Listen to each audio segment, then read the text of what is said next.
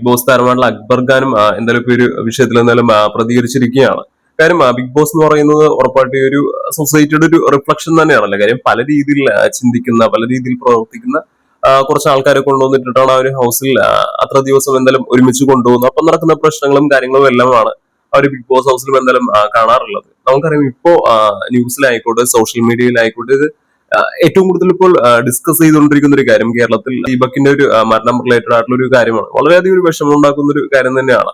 കാര്യം ആ ഒരു ബസ്സിൽ വെച്ചിട്ടുള്ള ഒരു കാര്യം വളരെയധികം വളച്ചൊടിച്ചിട്ട് അദ്ദേഹത്തിന്റെ ഭാഗത്തൊരു തെറ്റുണ്ട് എന്നുള്ള രീതിയിൽ ഒരു കാര്യം പുറത്തേക്ക് വിടുകയും അത് ഹാൻഡിൽ ചെയ്യാൻ പറ്റാതെ മാനസികമായി തകർന്നുപോയ അദ്ദേഹം ആത്മഹത്യ ചെയ്യുകയാണ് ചെയ്തത്. ഈ ഒരു കാര്യത്തിനെ കുറിച്ച് തന്നെ ബേസ് ചെയ്തിട്ട് തന്നെയാണ് എന്തായാലും അക്ബർ ഖാനും എന്തായാലും സംസാരിച്ചത്. കാര്യം ബിഗ് ബോസ് ഹൗസ് വെച്ച് തനിക്കെതിരെയും ഇത്തരത്തിലുള്ള ഒരു പ്രശ്നം വന്നതാണ്. അവിടെ അത്രയധികം ക്യാമറകൾ ഉണ്ടായിരുന്നിട്ടും തന്റെ ഈ തെളിവുകൾ ഉണ്ടായിരുന്നിട്ട് പക്ഷെ തനിക്കെതിരെ ഇത്തരത്തിലൊരു ഫേക്ക് ആയിട്ടുള്ള ഒരു കാര്യം പറയാനുള്ള ഒരു കോൺഫിഡൻസ് ഇത്തരത്തിൽ സ്ത്രീകൾക്ക് ഉണ്ട്. അല്ലെങ്കിൽ അതിനെ സപ്പോർട്ട് ചെയ്യാനും ആൾക്കാരുണ്ട്. അപ്പൊ തന്നെ സപ്പോർട്ട് ചെയ്യേണ്ട അവിടെ ആകെ നെവിൻ മാത്രം ഉണ്ടാവുന്നുള്ളൂ എന്നുള്ള രീതിയിലൊക്കെ അവർ എന്തായാലും അക്ബർ ഖാൻ എന്തായാലും പറയുന്നുണ്ട്. അത് ഈ അക്ബർ ഖാൻ ഒരു കാര്യത്തിൽ മാത്രമല്ല, ബിഗ് ബോസ് സീസൺ 7 തന്നെ വേറൊരു മത്സരാർത്ഥിയുടെ ഒരു കാര്യത്തിനകത്ത് അത് മസ്താനി ഉന്നയിച്ച ഒരു കാര്യം, അതായത് ഇത്തരത്തിൽ ഒരു ബാഡ് ടച്ച് ആയിട്ട് തോന്നി എന്ന് പറഞ്ഞ് കേട്ടപ്പോൾ തന്നെ കേട്ട പാതി കേൾക്കാത്ത പാതി എന്നുള്ള ഇതിൽ വരെ മസ്താനിയെ സപ്പോർട്ട് ചെയ്യാൻ വേണ്ടി ഇറങ്ങി വേദലക്ഷ്മി ആയിക്കോട്ടെ. പക്ഷെ അവർ ആർക്കെതിരെയാണോ സംസാരിച്ചത് അദ്ദേഹത്തിന് അത്രയധികം മാനസികമായി ബുദ്ധിമുട്ടുണ്ടാക്കി എന്നത് നമ്മൾ കണ്ടതാണ്. ആ ഒരു കൺഫ്യൂഷൻ റൂമിൽ നിന്ന് അദ്ദേഹം കരഞ്ഞായിക്കോട്ടെ, അതുപോലത്തെ കാര്യങ്ങൾ കാണുന്ന സമയത്ത് അറിയുന്നത് പുരുഷന്മാരെ വളരെയധികം ബാധിക്കുന്ന ഒരു കാര്യമാണ്. പക്ഷെ തെളിവടക്കം അത് ഇദ്ദേഹത്തിന്റെ ഭാഗത്ത് ക്ലിയർ ആണ് എന്നുള്ള രീതിയിലൊരു വിഷ്വൽ അടക്കം അവിടെ കാണിക്കുന്ന ഒരു സിറ്റുവേഷൻ വരെ വേണ്ടി വന്നു. കാര്യം അത്രയധികം പുറത്തടക്കം ചർച്ച ഒരു കാര്യം തന്നെയാണ്. അതായത് അക്ബർ ഖാന്റെ കാര്യം അങ്ങനെ വലിയ രീതിയിൽ ഡിസ്കസ് ചെയ്യേണ്ട കാര്യമില്ല എന്നൊന്നുമല്ല. പക്ഷെ അത് അക്ബർ ഖാൻ ആ ഒരു സിറ്റുവേഷൻ ഹാൻഡിൽ ചെയ്ത രീതിയും അതുപോലെ രണ്ടാമത്തെ ഒരു മത്സരാർത്ഥി അതിനെ ഹാൻഡിൽ ചെയ്ത രീതിയും തമ്മിൽ ഒരുപാട് വ്യത്യാസമുണ്ട്.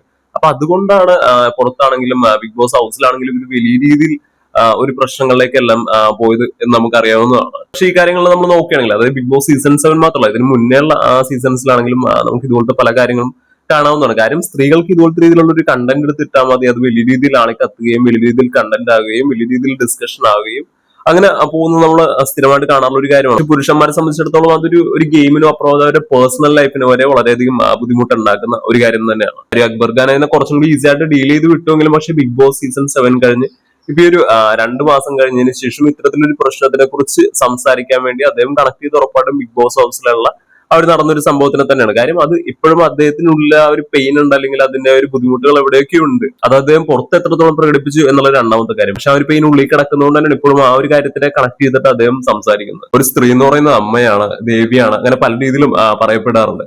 പക്ഷെ സൈനൈഡിന്റെ പേരിൽ അറിയപ്പെടുന്ന ജോളിയാണെങ്കിലും ഒരു സ്ത്രീയാണ്. അതുപോലെ തന്നെ ഷാരൂണിനെ ഇല്ലാതാക്കിയ ഗ്രീഷ്മയാണെങ്കിലും ഒരു സ്ത്രീയാണ്.